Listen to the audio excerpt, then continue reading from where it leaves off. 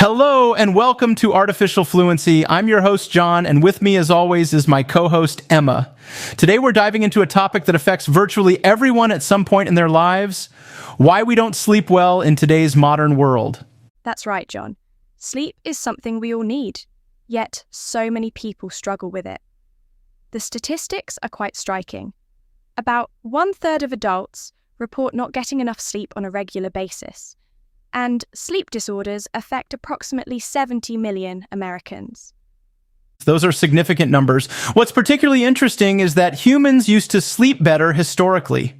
Research suggests that before the Industrial Revolution and widespread electricity, people generally had healthier sleep patterns aligned with natural daylight. Exactly. Our ancestors typically went to bed not long after sunset and woke with the sunrise. Today, we've disrupted that natural rhythm in numerous ways. Let's explore some of the main factors that are keeping us from getting quality sleep. I think technology has to be at the top of that list, doesn't it?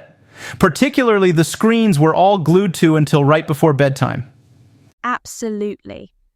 The blue light emitted by phones, tablets, computers, and TVs is particularly problematic because it suppresses melatonin production.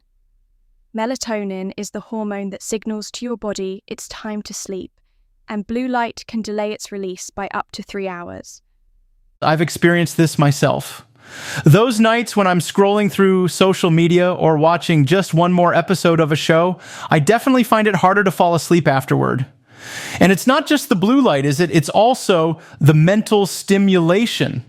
That's right. The content itself often keeps our brains activated and alert, whether it's through engaging stories that make us want to keep watching, social media posts that trigger emotional responses, or work emails that start us thinking about tomorrow's tasks. Our brains need time to wind down before sleep. Speaking of work, that's another major factor affecting sleep today: our changed relationship with work and constant connectivity. Yes, the boundaries between work and personal time have become increasingly blurred, especially with remote work becoming more common.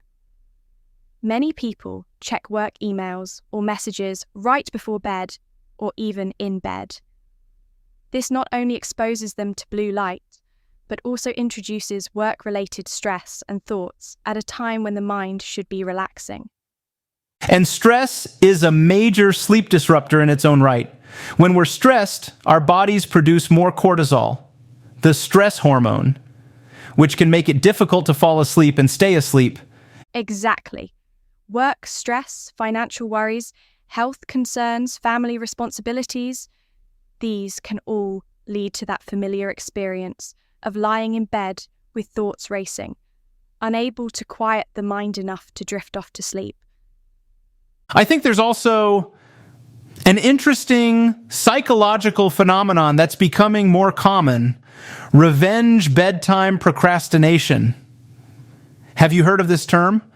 Yes, it's a fascinating concept. Revenge bedtime procrastination describes when people delay going to sleep to engage in leisure activities as a way of reclaiming personal time, even though they know they'll be tired the next day. It's particularly common among people who feel they don't have enough control over their time during the day. I've definitely been guilty of this. After a long day of work and family responsibilities, sometimes the only time that feels like my time is late at night, even though I know I should be sleeping. It's a very human response. We need time for ourselves. But unfortunately, stealing it from sleep hours ultimately makes us less productive and less able to enjoy our free time because we're exhausted. Let's talk about some physical and environmental factors that affect sleep quality. Diet and exercise habits have a significant impact, don't they? They absolutely do. What we eat and drink, especially in the hours before bedtime, can dramatically affect our sleep. Caffeine is the obvious culprit. It has a half-life of 5 to 6 hours in the body, which means that coffee you had at 3 p.m. is still affecting you at 9 p.m. And it's not just coffee, tea, chocolate, many sodas, and even some medications contain caffeine.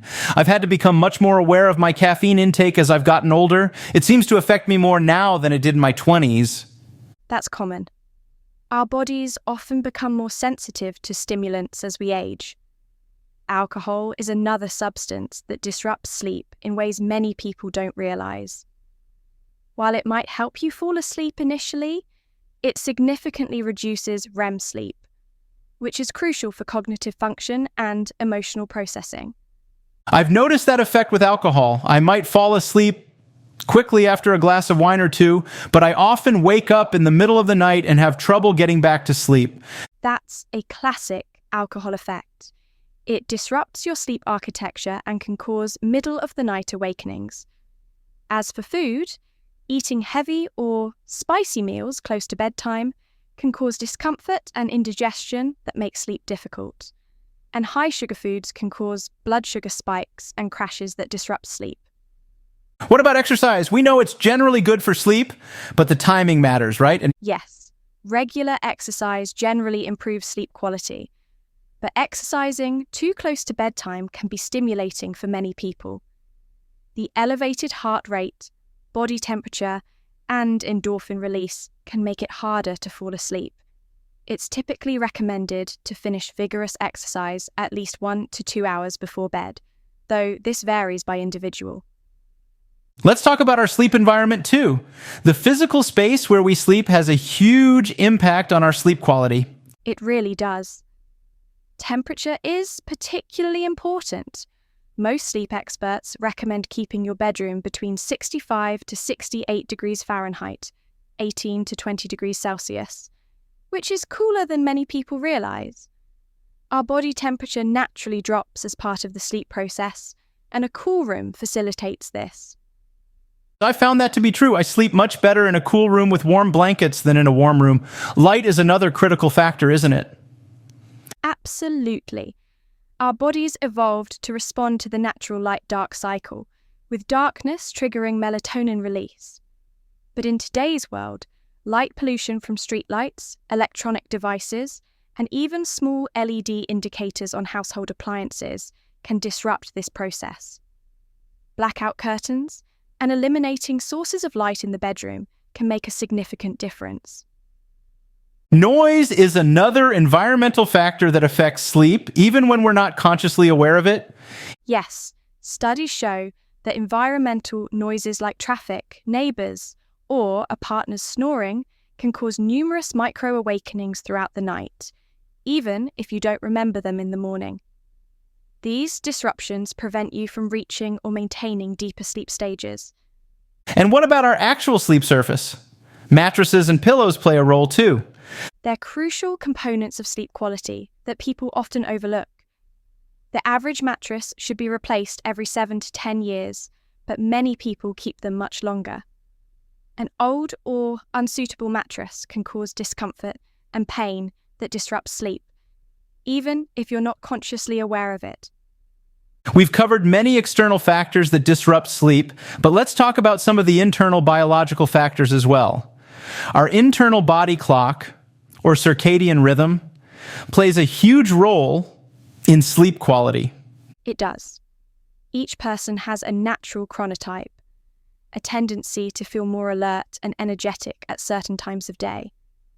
Some people are morning larks, who naturally wake early and feel most productive in the morning, while others are night owls, who become more alert as the day progresses and naturally prefer to stay up later.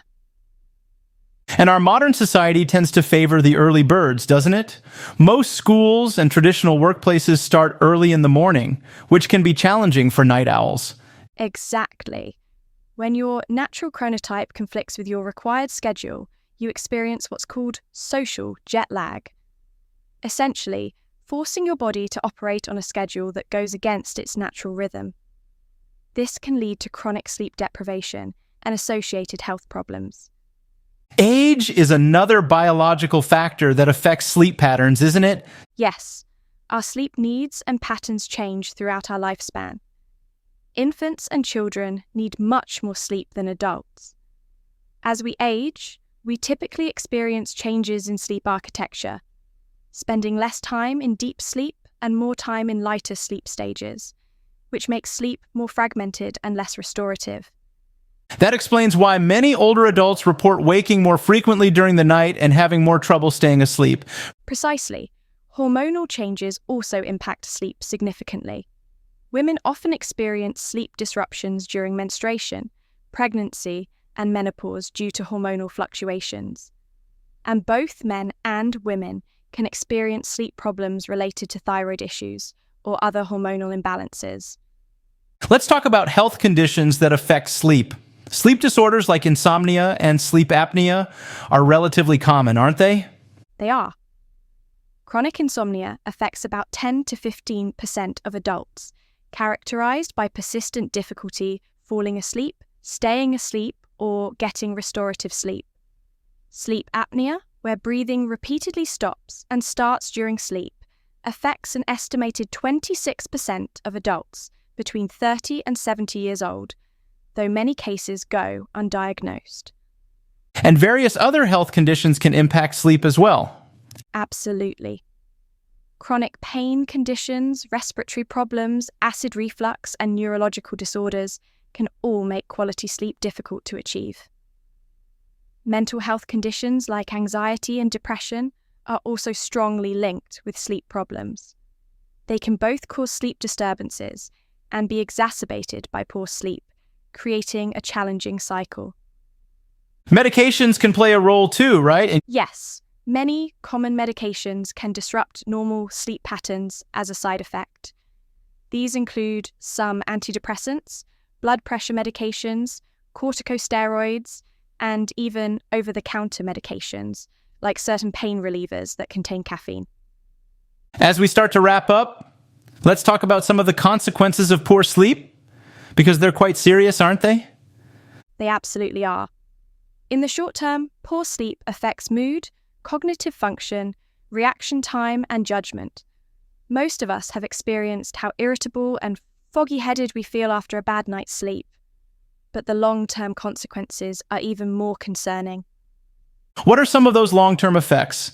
Chronic sleep deprivation has been linked to increased risk of numerous health problems, including heart disease, stroke, diabetes, obesity, and weakened immune function. It also increases the risk of mental health disorders like depression and anxiety, and may contribute to neurodegenerative diseases like Alzheimer's. That's quite alarming. And there are societal consequences too, aren't there? Yes, the Centers for Disease Control and Prevention, CDC, has called insufficient sleep a public health epidemic.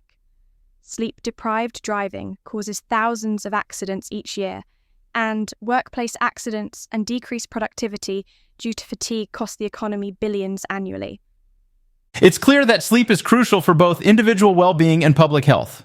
Before we conclude, let's mention that while we've discussed many factors that interfere with good sleep, there are effective strategies for improving sleep quality. Absolutely.